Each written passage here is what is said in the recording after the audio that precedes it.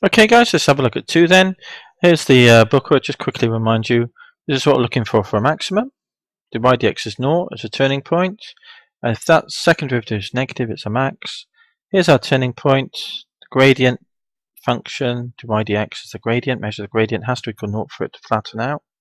And this needs to be positive. Again, look at question 0 on this playlist if you want to see this stuff described in more detail.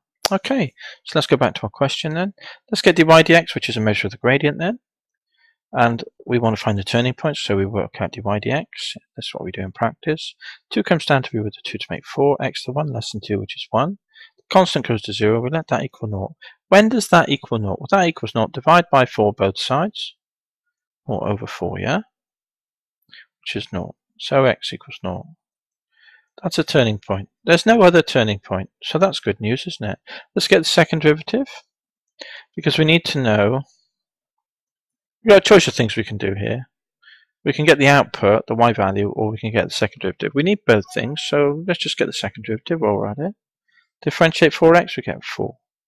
So would you agree that that's always positive because it's a constant function?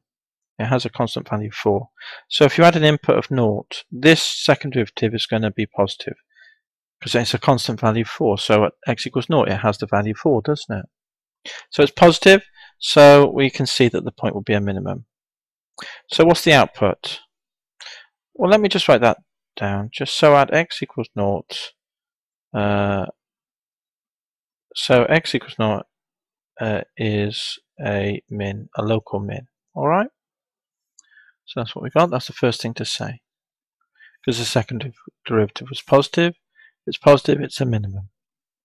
Okay, that's the input then. There it is there. Now we need the output. So our curve is y equals 2x squared minus 3.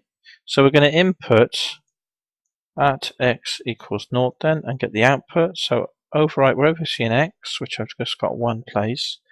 Put 0, 2 times 0 squared. 0 squared is 0, 2 times 0 is 0. Take 3 is minus 3. There we go, there's our output. Now we can do a little sketch. So at 0 was the input, the output is minus 3. So there's minus 3 then. And then we've got a minimum, so I can put a U-shaped curve. Yeah, agreed? So let's draw our curve then. It comes down, swings down to the bottom. That's the minimum, and then swings back up. I should carry on. There's our x-axis, our input axis. Here's our output axis. And we can label the curve y equals 2x squared minus 3. There we go. That's it. They're all the same in principle. Obviously, they're a bit more difficult in practice, but in principle, that's the arrangements we follow and the pattern we follow.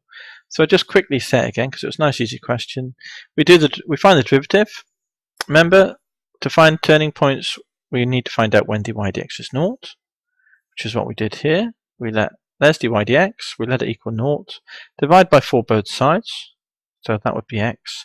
0 over 4 is 0. So you can see that dy dx is 0 when x is 0. Agreed? So that's good. That's our value then.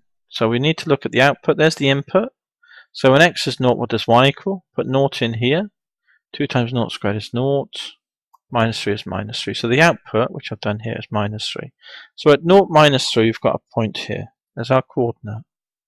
The input is 0, the output is minus 3. Is it a max or min? For that, you need the second derivative. So differentiate 4x. X goes to 1, 4 lots of 1 is 4. It's always positive. So at this input value, at x, when x is 0, the second derivative is 4, which is positive. So it's a min. So we can put that way around. And then we can draw our curve in, can't we? Do a sketch of our quadratic curve. Okay, that's how you do them. They're all the same as that. So let's go on to the next one. Good.